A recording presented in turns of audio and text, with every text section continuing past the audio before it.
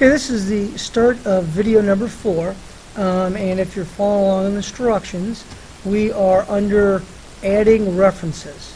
Learning a couple ways to add some references to your assignment. Just like any report you do for a teacher, you need footnotes and bibliographies and that type of information. That's what we'll be doing here. So first we want to scroll down in our document. It'll probably be on the second page underneath the title Culinary Walking Adventures. This paragraph here, Culinary Walking Adventures. At the very end of that paragraph, there's a sentence that ends, "Don't miss this special adventure." Don't miss this special adventure. We want to add a footnote to this sentence, the end of this sentence. So click at the end of the sentence, and then we want to come up to the Reference tab at the top. Come to the Reference tab, and here you can know here's table of contents and footnotes and bibliography and other type of features that allow you to reference or give credit to other people where you got your information. You know the old saying, if you steal from one person, it's called plagiarism. But if you steal for a bunch of people, it's called research. And we're doing our research here, and we're just going to give proper notification to the different people, different resources that we have. So anyway, so click at the end of the sentence, "Don't miss the special adventure."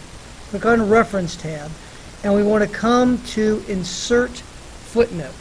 So click in the Insert Footnote, and notice when we do, automatically at the bottom of the page, that line appears, and the number 1 shows up. This is our first footnote. I'm just going to scroll up just a little bit so you can see it. And we want to type in the footnote, "This tour requires that you have a valid passport." So type that in. This tour, T-O-U-R, requires that you have a valid passport. Period. Okay? Once you have typed that in, and go ahead and pause this if you have to. This tour requires that you have a valid passport. Okay, once you've typed that in, kind of scroll back up or look back up into that paragraph where we left. Don't miss this special adventure. And when you do, you'll see the little 1 at the end of that paragraph indicating that's the footnote. And if you hold your mouse over it, the little pop-up or screen tip appears that says what that footnote is. And if you double click on that 1, it should pop you down to the bottom of the page. And if you click on the 1 at the bottom of the page, well, it should, maybe it doesn't. It should take you back to the top. Apparently that's not working right now. But the point is there's a connection between the footnote at the top and the footnote at the bottom. So that's how you insert a footnote. Now, that is different than a bibliography. Bibliography or source is where you got the information from, some more general type sources. So if you come to the top, again under References, we want now to insert a bibliography. So come up here again to References, and there's a section here called Citations and Bibliography. The first thing to look at is this style. And if you click on the Style button, there are a lot of different ways to put information in. The most common are APA and MLA. Make sure you know from your teacher what style they want the information in, MLA or APA. For our assignment here, we're going to use MLA. Okay? Different colleges use either MLA or APA, and it just has to do with, you know, do you put the author first, or you put the title first? Is it double spaced? Is it single spaced? Is it, do you underline the title, put the title in quotes? All those little stupid little things that it really doesn't matter. You just got to do what the teacher wants. Well, you don't have to remember all those details if you let Word 2007 do the work for you. So choose under Styles, MLA. Then we want to come where it says Insert Citation, and we want to add a new source. So again, we're pretending that there is a new book or a new journal that we've read that we want to kind of note to everybody so they know where we've got our information from. So choose Add New Source, and a little dialog box pops up. You can see here under Type of Source, depending on what you choose under Type of Source, you can see the options down here change. So we don't have to think or worry about what we need to include. It tells us in the dialog box what we have to include in our citation. Many of you, when you're doing your research, you will be using journal articles. But for our example here today, we're going to use the book. Use the book. And if you look back on the instructions, if you want, and scroll down to the second page here of the instructions, here is the information we'll be typing in right here. I know that's probably a little hard for you guys to see. I don't know if you'll be able to see that at all. No, that's going to be tough for you guys to see. So you're going to have to kind of follow along on my screen, or if you've printed it out, you should be able to see it if you print it out. So under author, the author's name is Paul Rinaldo. Rinaldo is the last name, so you type that in first. R-E-N-A-L-D-O, R-E-N-A-L-D-O, comma, then his first space, his first name's Paul, P-A-U-L, okay? The title of the book was Walks Through the South, W-A-L-K-S, Walks Through, T-H-R-O-U-G-H, and that's capitalized because it's a title. The is not capitalized. South, S-O-U-T-H, Walks Through the South. South is capitalized. The year is 2008.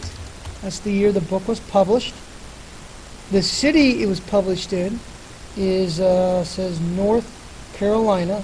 Sounds like a state rather than a city, but that's what it says. North Carolina, C-A-R-O-L-I-N-A, North Carolina. And then the publisher is Blue Ridge Books, all capitalized. Blue, B-L-U-E, Ridge, R-I-D-G-E, Books. Okay? Okay, I've put a little magnifying glass on this, so hopefully you'll be able to see it a little better. Maybe kind of move this over a little bit. Yeah. So if you have to pause the video to kind of retype that or type that information in there. So author is Paul Rinaldo, title Walk Through the South, year 2008, city North Carolina, publisher Blue Ridge Books. Okay? Pause the video, get that typed in, and then we'll move on. Okay, once you have that typed in, go ahead and say OK. And now what we've just done, is added the information to the database in Word. And now we're going to add the Works Cited page so we know where this information came from. And of course the Works Cited goes at the very end of the document. The keyboard shortcut to move to the very end of the document is Control-End, E-N-D. So hold down the Control key, and then the End key is on the right-hand side above the arrows. Hit E-N-D, Control-End, and notice how your insertion point automatically goes to the very last paragraph in your document. It's a quick way to move around. Okay, I always like to hit Enter to get a new blank line, and we're going to move this onto the next page eventually, but we're just going to start with it right here and come back to the make sure you're under the Reference tab under Citations and Bibliography. We want to click the Bibliography button and choose Works Cited.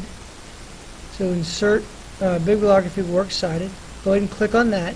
Notice now, if you scroll up here, the word works cited came there, and the word and our reference is automatically inserted in the proper MLA style. We didn't have to think; it just did it for us, and we can turn in with confidence that it was correct. But this should be works cited, and the bibliography should be on its own page, as I mentioned before.